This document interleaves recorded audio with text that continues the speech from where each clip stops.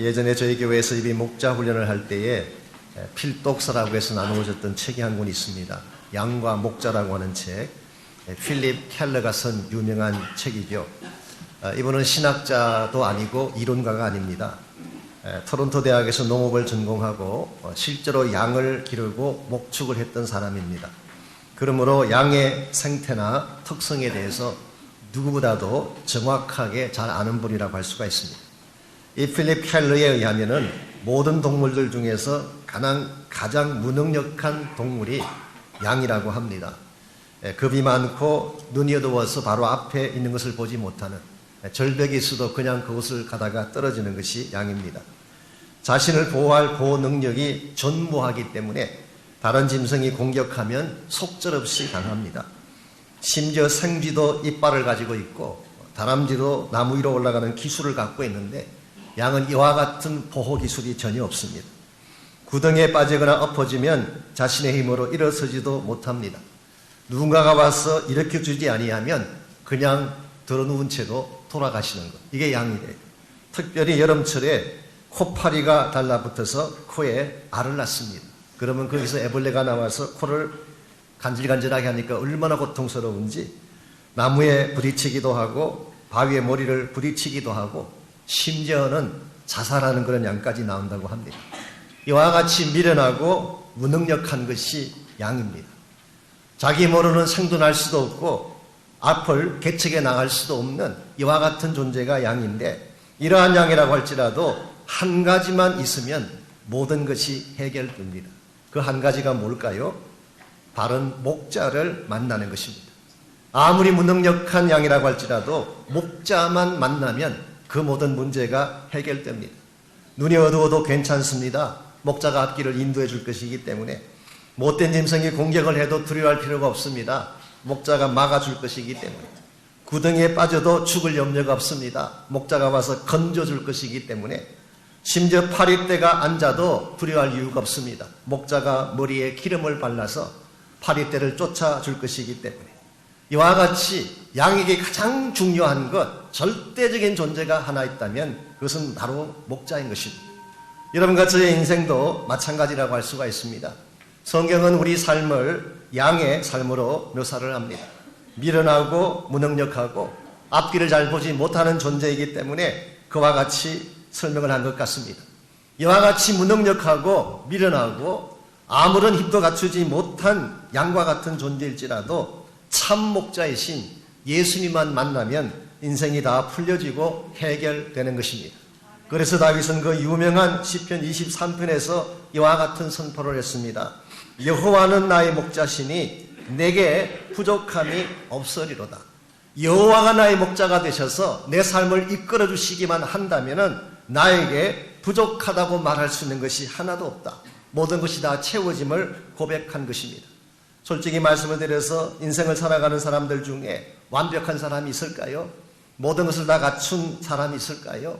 모든 것을 다 갖추었기 때문에 아무 걱정 염려가 없이 혼자서 큰 소리 치며 살 수 있는 자가 과연 있을까요? 저는 없다고 생각합니다. 아무리 갖춘 것처럼 보이지는 사람도, 아무리 화려하게 사는 것처럼 보이는 사람도 내면을 들여다보면 남들이 모르는 아픔이 있습니다. 결핍됨이 있습니다.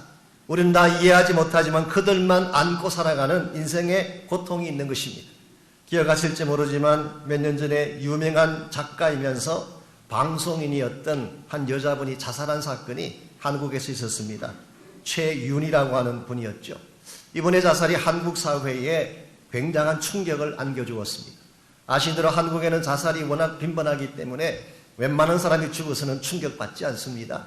연예인도 자살하고 학자도 자살을 하고 사업가도 자살을 하고 심지어 정치가들도 자살을 하는 이런 나라이니까 자살한다고 해서 특별하게 생각하는 경향은 없습니다만은 이분의 자살은 충격을 주었대요. 왜냐하면은 이분의 별명이 행복전도사였기 때문입니다. 20권의 책을 썼는데요. 책 제목이 이와 같습니다. 밥은 굶어도 희망은 굶지 마라. 최윤희의 희망 비타민. 딸들아 7번 넘어지면 8번 일어나라. 이와 같은 베스트셀러를 저술했던 분이었어요. TV 프로에 나와서, 아침마당이라는 프로에 나와서 늘 긍정적인 삶을 강조하고 희망을 강의하던 사람인데 어떻게 달랑 메모 한 장 남겨놓고 모텔에 들어가서 남편과 동반 자살을 할 수가 있는 것입니까? 물론 저는 그 모든 내막을 다 알지는 못하지만 제가 그 기사를 읽는 중에 한 가지 발견한 것이 있습니다. 사람들은 이분의 행복한 얼굴만 보고 문제가 없다고 생각했지만 자신만이 알고 있는 고통이 있었던 것입니다. 누구에게 고백할 수도 없고 밝힐 수는 없지만 자신들만 신음하며 아파했던 질병이 그에게 있었기 때문에 이것을 견디다 못해 결국 세상을 떠난 것입니다. 겉만 보고 사람을 평가할 수 없습니다. 완벽해 보인다고 해서 실제로 완벽한 삶을 사는 자가 아닙니다. 행복한 척한다고 해서 행복한 것이 아니라 우리 모두의 삶 속에는 결핍이 있고 모자람이 있는 것입니다. 그러므로 우리는 반드시 목자를 만나야 합니다. 나의 힘과 나의 능력으로 인생을 개척해 갈 수 없기 때문에 험악한 인생길을 달려가면서 혼자 힘만으로 절대로 생존하는 것이 불가능하기 때문에 우리 삶의 모든 것을 채워줄 수 있는 분, 내 삶의 모든 것들을 바르게 이끌어줄 수 있는 진정한 목자가 필요한 것입니다. 바로 그 목자가 여러분과 저를 사랑하시는 예수 그리스도이십니다. 과연 우리를 사랑하시는 그 예수님은 어떤 목자일까요? 오늘 같이 봉독한 본문에 보시면은 우리의 모든 필요를 채워주실 참된 목자이신 예수님이 어떤 분인가를 자세하게 소개를 하고 있습니다. 오늘 이 말씀은 비유의 말씀입니다. 6절 말씀에 하면은 비유라고 했죠. 여기서 비유라고 하는 말의 뜻은 패러블이라는 뜻이 아닙니다. 공간복음서에서는 예수님이 비유를 통해서 많은 설명들을 하셨죠. 천국을 설명할 때 가장 많이 사용한 것이 패러블, 비유였습니다. 이 패러블이라고 하는 것은 일종의 스토리예요. 그리고 스토리를 통해서 중심되는 진리 한 개를 전달하는 것이 패러블이라고 한다면 오늘 본문에 기록된 이 비유는 그런 패러블이 아닙니다. 이것은 알레고리라고 부르는 것입니다. Figure of speech, 언유법 혹은 풍요법이라고 부르는 한 가지를 이야기하지만 실제로는 영적 의미가 다른 곳에 있는 이것이 알레고리인 것입니다. 예수님께서는 그 당시에 유대 지도자들과 혹은 예수 그리스도가 어떤 존재인가를 밝히기 위해서 알레고리라는 비유법으로 오늘 본문의 말씀을 설명하고 있습니다. 먼저 1절과 2절을 보시면은 예수님은 두 가지 종류의 목자에 대해서 먼저 소개를 하고 계시죠. 1절 제가 읽습니다. 내가 진실로 진실로 너희에게 이르노니 문을 통하여 양의 우리에 들어가지 아니하고 다른 데로 넘어가는 자는 절도요 강도라고 했습니다. 첫 번째 목자는 문을 통해 들어가지 않고 다른 곳으로 넘어 들어간 자, 우리는 이것을 불법 목자라고 부를 수가 있습니다. 정문이 있는데 정문으로 들어오지 않고 담장을 뛰어넘어서 가는 사람, 그것도 사람들이 보지 않는 밤에 몰래 들어가는 자들을 우리는 뭐라고 부르나요? 도둑이라고 부르는 것입니다. 그래서 예수님께서도 이들을 절도요 강도다 그렇게 표현하신 것입니다. 이와 같은 절도하는 사람들 혹은 도둑질하기 위해 담을 넘어 들어가는 사람들, 이 사람들이 왜 우리 안으로 들어갈까요? 양을 돌보고 케어하기 위해서 들어갈까요? 아닙니다. 양을 착취하고 탈취해서 자신들의 탐욕을 채우기 위해서 들어가는 것입니다. maybe 예수님께서는 오늘 이 말씀을 하시면서 그 당시의 유대 종교 지도자들이나 거짓 선지자들을 생각하신 것 같습니다. 겉모양을 하나님을 위한다고 하고 백성들을 위한다고 말은 했지만 실상은 이 백성들을 착취하고 이용해서 자기들의 탐욕만 채우기를 원했던 지도자들, 이러한 자들이 바로 false prophet, 거짓 선지자요 불법적인 목자라고 부를 수 있는 것입니다. 이것은 하나님께서 기뻐하지 않는 잘못된 목자입니다. 그 반면에 2절을 보시면은 문으로 들어가는 목자를 소개합니다. 2절 말씀, 문으로 들어가는 이는 양의 목자라. 여러분, 여기서 문이 무엇을 말할까요? 문이라고 하는 것은 하나님이 준비하신 정도 바른 길을 말하는 것입니다. 하나님의 계획을 따라서, 하나님의 뜻을 따라서 하나님의 방법대로 걷는 길을 정도라고 부르고, 이것을 오늘 성경은 문이라고 표현을 했습니다. 아시겠지만 하나님은 무슨 일을 하실 때에 그저 아무 생각 없이 무작정 랜덤하게 그렇게 일을 하는 분이 아닙니다. 플랜을 세우시고 계획을 따라 하나님의 질서를 따라서 모든 일을 진행해 가십니다. 특별히 성경을 보게 되면 하나님께서는 우리 인류를 구원하시기 위해서 구원의 계획을 세우실 때에 그는 철저하게 준비하고 계획하고 모든 과정을 통해서 그것을 하나씩 하나씩 이루어 가셨어요. 이것을 우리는 구속사라고 부릅니다. 창세기부터 요한계시록까지는 한마디로 요약하면 하나님이 우리를 구원하기 위한 구원의 계획, 구원의 역사를 담고 있는 책이죠. 이와 같은 구속 역사에 있어서의 하나님의 모든 계획과 뜻을 통해서 이 땅에 오신 유일한 분, 바로 그분이 예수 그리스도인 것을 오늘 성경이 그렇게 표현한 것입니다. 하나님이 우리를 구원하기 위해 이 땅에 보내신 목자는 한 분밖에 없습니다. 바로 그분이 문을 통해 들어오신 예수님이신 것입니다.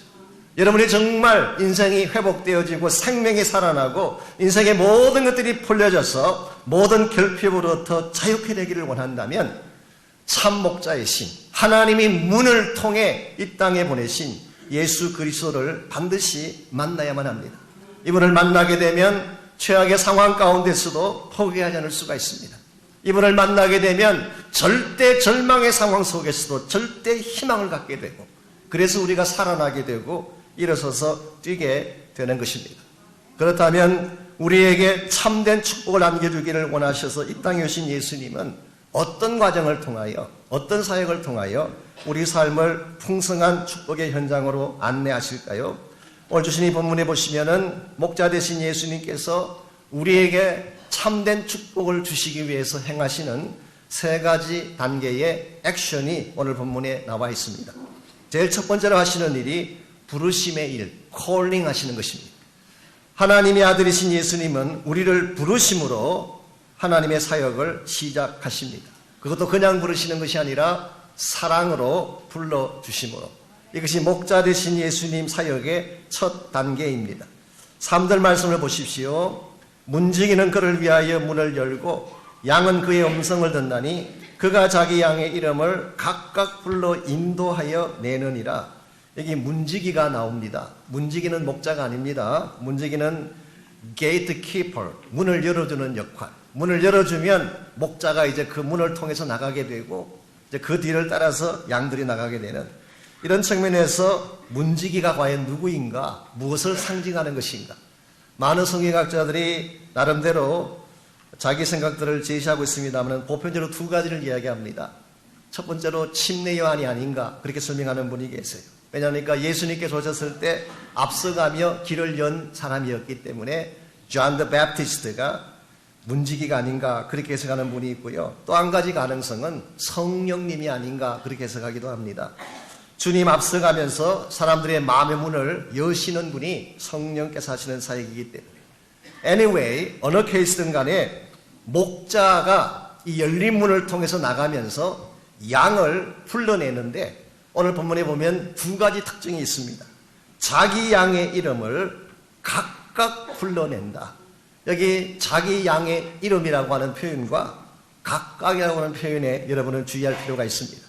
먼저 첫 번째로 자기 양의 이름이라고 하는 것은 사랑의 대상이란 뜻입니다. personally 사랑하는 대상으로 삼고 양의 이름을 직접 불러서 그를 이끌어낸다는 뜻입니다. 이것은 굉장히 친밀하고 가까운 개인적인 사랑의 관계성을 뜻하는 것입니다.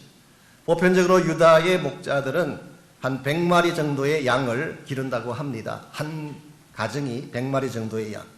물론 욥 같은 경우는 좀 많았어요. 욥기서에 보게 되면 7,000마리의 양을 기르었다고 기록이 되어 있습니다. 그러나 보편적으로는 100마리 정도의 양을 기르는데요.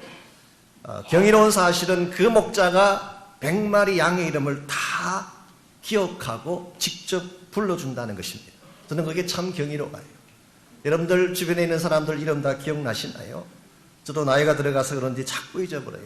그런데 이 100명의 양을 사실 잡아먹으면 그만일 양인데 그 양들에게 이름을 붙여주는 것도 경이로운 일이지만 그들의 이름을 불러준다는 것은 굉장한 사랑의 표현이요. 양들을 하나의 재산으로 삼은 것이 아니라 자기 가족같이 여겼다는 뜻입니다. 그래서 유다의 목자들은 뭐 양완, 양투 그렇게 부르지 않습니다. 꼭 이름을 붙여줘요. 요즘 한국에도 보게 되면 애완용 뭐 강아지나 고양이를 기르는 사람들이 가족같이 여기고 이름을 붙여주잖아요.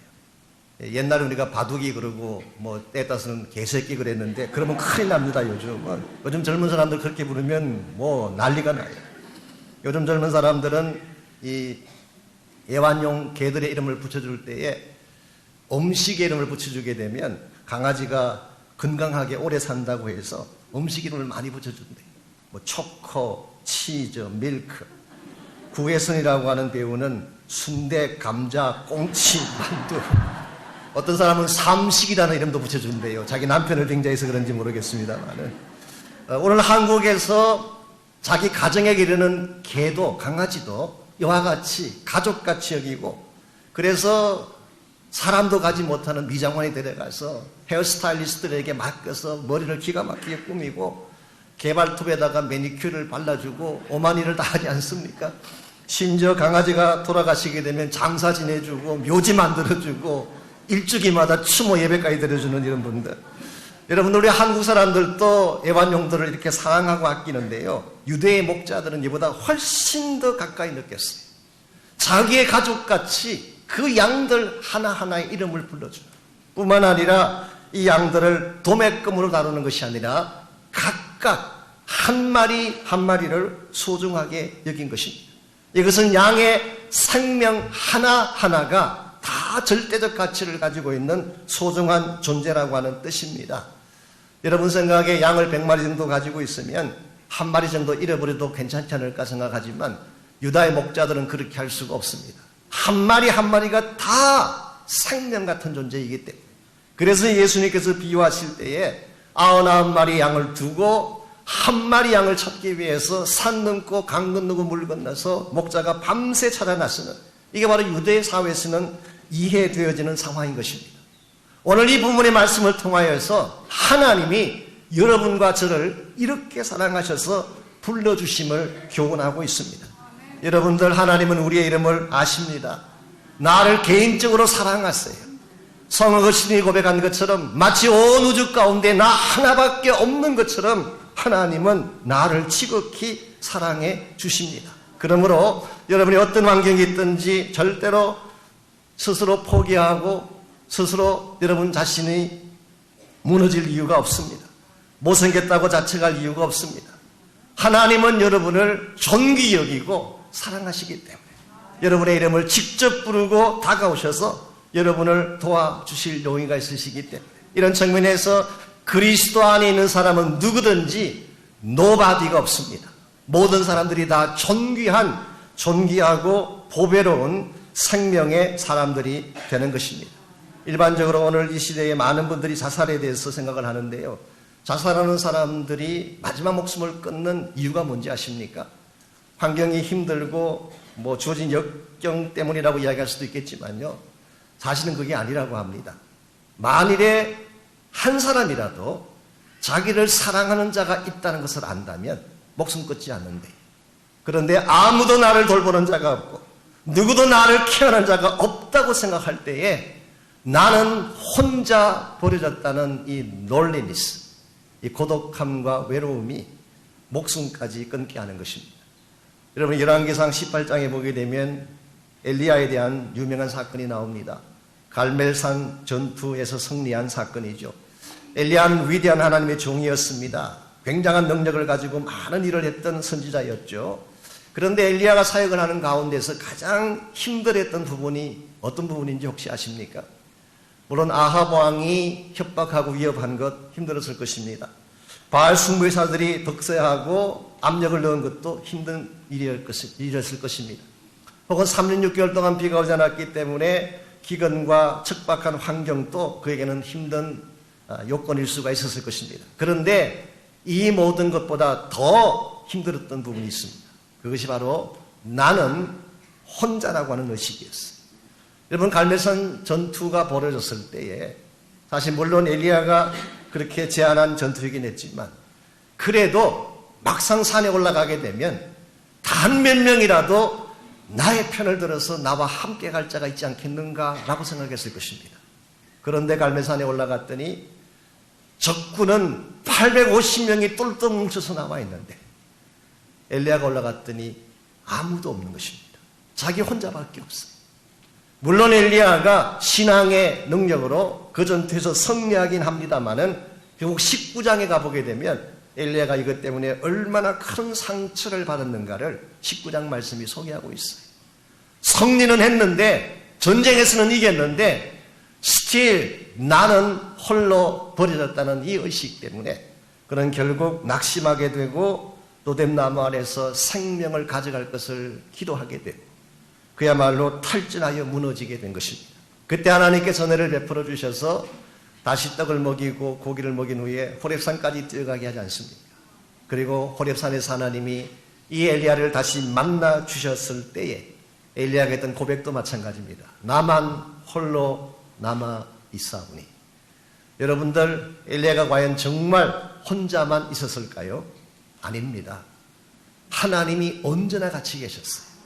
엘리야가 의식하지 못한 것뿐이지 하나님은 처음부터 엘리야를 부르는 그 순간부터 엘리야가 어디를 가든지 무슨 일을 하든지 항상 함께 하시고 엘리야를 지키고 계셨던 것입니다. 나중에 엘리야가 호렙산에서 하나님의 임재를 경험하는 중에 이 사실을 깨닫고 다시 회복되어져서 남은 사역을 잘 감당하긴 합니다마는 오늘 여러분과 저의 삶의 현장에서도 이와 같은 경험을 할 때가 있습니다. 다 떠나버리고 도울 자가 아무도 없고 나만 홀려 던져졌다고 생각할 상황이 혹시 여러분에게 찾아온다면 여러분 절대로 그것 때문에 절망하지 마십시오. 여러분을 아시고 보시고 다가오셔서 여러분을 건져내 주실 참 목자이신 주님이 계시기 때문에 우리가 이 사실을 기억할 때에 비록 나의 삶이 힘들어도 우리는 nobody로 사는 것이 아니라 하나님이 존귀하게 여기시는 somebody로 살게 되는 것입니다.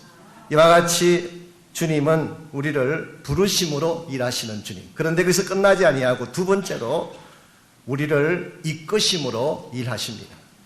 우리 목자이신 예수님은 우리를 사랑으로 불러주실 뿐만 아니라 말씀을 통하여 우리를 가이드하시고 이끌어주시는 목자이십니다. 4절 말씀 계속 보겠습니다. 자기 양을 다 내어놓은 후에 앞서가면 양들이 그의 음성을 아는 고로 따라오되. 여러분, 이것이 아주 티피컬한 팔레스타인 지역의 목자와 양의 그림입니다. 항상 목자가 앞서갑니다. 그러면 그 뒤를 양들이 쭉 따라오는 것입니다. 이 반대의 경우는 상상할 수가 없어요. 항상 목자가 앞서가면서 가이드하면 양들이 뒤따라오는 것입니다. 말씀드린 것처럼 양은 눈이 밝지가 않습니다. 근시안이에요. 그래서 바로 앞에 있는 것도 잘 보이지 않는 것입니다. 절벽이 있고 낭떠러지가 있어도 떨어지는 이유가 앞을 보지 못하기 때문이에요. 이와 같은 근시안적인 양이 무슨 수로 자기 스스로 푸른 초장을 찾아가고 쉴 만한 물가를 향하여 나갈 수가 있겠습니까? 그건 불가능한 것입니다. 그런데 목자가 앞장서 가면서 이들을 가이드하고 인도해 주시면 그들은 푸른 초장에 도착하기도 하고 쉴 만한 물가에서도 쉬게 되는 것입니다. 이런 면에서 양이 해야 할 일은 한 가지밖에 없어요. 목자를 따라가기만 하면 돼요. 그런 목자가 여러분들을 안내하시고 인도하셔서 최상의 장소로 이끌어 주시는 것입니다. 여러분과 저는 예수 그리스도를 따르는 양이기 때문에 우리가 정말 목자이신 예수님을 잘 따라가려면 주님의 음성을 구별해서 잘 듣는 것이 필요합니다. 오늘날 우리가 살아가는 이 시대에는 많은 음성들이 있습니다. 보이스들이 참 많아요. 정치가들이 외치는 소리도 있고 경제하는 사람들이 외치는 소리도 있고 혹은 월가에서 들려오는 주식에 대한 소리들도 있고 여러 가지 많은 소리들이 있어요. 심지어는 헐리우드에서 들려오는 악한 문화의 소리들도 많이 들려오고 있죠. 여러분께서 만약 이와 같은 세상의 소리만 듣고 쫓아가게 되면 여러분의 인생은 파멸로 가는 것입니다. 그러나 아무리 세상이 악화해지고 어그러져 갈지라도 참 목자이신 주님의 음성을 분명히 이해하고 그 음성을 따라가게 될 때 여러분 한 분 한 분이 풍성한 삶을 누리는 양이 되는 것입니다. 그래서 27절에 가보시게 되면 예수님께서 착한 양을 이렇게 디파인 하셨습니다. 아신 대로 저희 교회가 착한 양, 착한 목자 교회 아닙니까? 착한 양의 특징이 뭘까요? 내 양은 내 음성을 들으며 나는 그들을 알며 그들은 나를 따르느니라. 착한 양의 특징은 한 가지입니다. 목자의 음성을 듣고 따르는 것입니다. 목자가 가자면 가는 거예요. 이끄는 대로 순종하는 것입니다. 나의 생각에는 맞지 않는 것 같지만, 내 생각에는 이것이 돌아가는 길처럼 보여지지만, 목자이신 주님이 말씀하시면 따라가는 것. 따라가기만 하면 하나님이 준비해 놓으신 최상의 푸른 초장이 우리를 맞아 줄 것입니다. 이런 측면에서 여러분과 제가 매일매일 하루를 시작할 때에 주님의 음성을 듣고 시작해야 됩니다. 여러분 생각대로 뜻대로 하루를 시작하지 마십시오.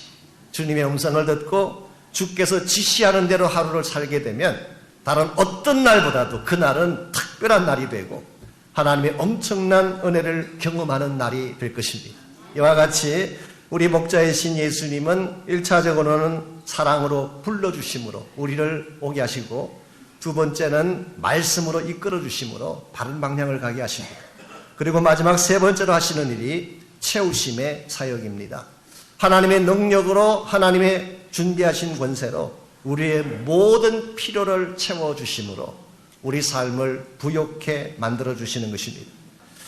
아마도 2절에서 말하는 문으로 들어간다는 이것은 객관적인 차원의 구속사적인 차원에서의 문을 설명하는 것이라고 한다면, 오늘 7절에서 말씀하시는 문은 예수님 자신을 의미하는 것이고, 이것은 바로 구원의 문이요 생명의 문을 설명하는 것입니다. 윌리엄 바클레이가 쓴 책에 보게 되면 이 팔레스타인 지역에는 두 가지 종류의 양의 우리가 있다고 합니다. 이 two kinds of sheepfold, 양들이 모여 사는 양 목장이라고 그래요. 양의 우리가 두 가지가 있다고 합니다. 첫 번째는 집단 우리 혹은 마을 우리, 그것을 communal sheepfold, 마을 전체 안에 있는 그런 목장이 있습니다. 양을 모아두는 목장이 있습니다. 이것은 보편적으로 마을 한복판에 있고 규모도 크고 담장도 쳐져 있고 앞에 큰 게이트도 만들어져 있는 이와 같은 sheepfold, 양의 우리가 있습니다. 이것은 밤이 되면은 각양 집의 양들이 다 그곳에 와서 밤에는 그쪽에 들어가서 함께 잠을 자는, 이것이 바로 communal sheepfold입니다. 그런데 또 한 가지 종류의 우리가 있습니다. 이것을 hillside sheepfold라고 부릅니다. 이것은 야외 우리, 들판의 우리, 그렇게 번역할 수 있는 것이죠. 이제 목자가 양을 데리고 들판에 양을 치러 갔습니다. 그랬는데 밤에 마을까지 돌아오지를 못하고 들판에서 잠을 자는 경우를 말하는 것입니다. 누가복음 2장에 보시면은 예수님께서 탄생하셨을 때에 그 탄생 소식을 처음 천사들이 누구에게 전했나요? 밤에 들에서 양을 치던 목자들에게 전했어요. 바로 그게 이 케이스를 말하는 것입니다. 이 빌리지에 있는, 마을 안에 있는 집단 농장이 아니라, 집단 목장이 아니라 들판에 있는, 힐사이드에 있는, 야외에 있는 sheepfold. 이와 같은 케이스에는 울타리를 만들 방법이 없습니다. 그리고 문도 만들 수가 없죠. 그래서 이 목자는 양떼들을 언덕 밑에, 힐사이드 밑에다 모아서 그곳에서 잠을 자게 합니다. 그리고 목자 자신이 바로 그 힐사이드의 언덕의 입구에 직접 들어눕는 것입니다. 문자 그대로 lay down himself, 그 자신을 들어 눕히는 것입니다. 그렇게 하면 이 양들이 바깥으로 나가려면 목자의 몸 위로 넘어가야만 나갈 수가 있어요. 그렇처럼 나갈 방법이 없어요. 또한 바깥에 있는 짐승들이 이 양을 향해서 들어오려고 하면 목자가 누워있기 때문에 목자의 몸을 넘어가지 않는 한 갈 수가 없기 때문에 감히 넘어오지 못하는, 바로 이와 같은 경우에 문자 그대로 목자가 문이 되는 것입니다. 오늘 본문에서 예수님께서 I am the gate, 내가 양의 문이라고 말씀하신 것이 바로 이 케이스를 의미하는 것입니다. 실제로 복음서를 읽어보게 되면 예수님께서는 양들을 위하여 실제로 He laid down His whole body, 그의 온 몸을 양들을 위해서 다 내어주셨어요. 우리는 이것을 십자가 사건이라고 부릅니다. 양들을 위해서 예수님 자신의 전부를 다 lay down 해주신 사건, 이것이 바로 지금부터 2000년 전 갈보리 언덕에서 일어났던 십자가 사건이었어요. 그렇다면 왜 하나님의 아들이신 예수님께서 자기의 whole body를, 자기의 전 생명을 양들을 위해 laid down 해 주셨을까요? 두 가지 필요를 채우기 위해서입니다. 그게 오늘 9절과 10절에 기록되어 있습니다. 9절 말씀, 내가 문이니 누구든지 나로 말미암아 들어가면 구원을 받고 또는 들어가며 나오며 꼴을 얻으리라. 여기에 구원을 받고라고 하는 것이 나오고 꼴을 얻는, 이 두 가지가 하나님의 아들이신 예수님께서 자기 몸을 내어드렸던 목적이었습니다. 10절의 동일한 내용이 조금 다른 표현으로 반복되고 있습니다. 도둑이 오는 것은 도둑질하고 죽이고 멸망시키려는 것뿐이요 내가 온 것은 양으로 생명을 얻게 하고 더 풍성히 얻게 하려는 것이다. 9절에서는 구원이라고 했고 10절에서는 생명이라고 단어를 바꿨어요.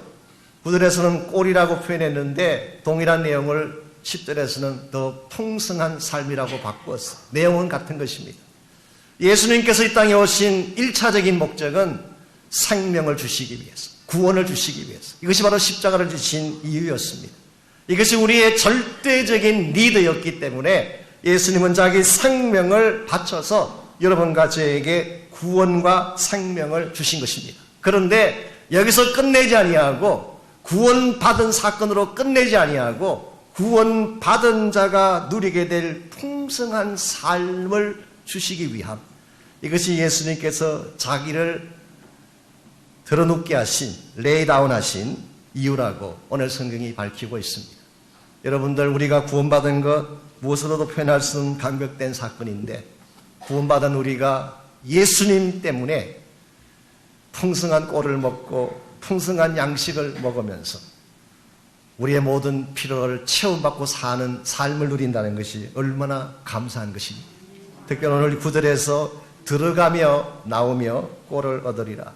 영어 번역을 보게 되면 in and out이라고 되어 있어요. 여러분, in and out을 아십니까? 모르세요? 유명한 햄버거 집이 있습니다.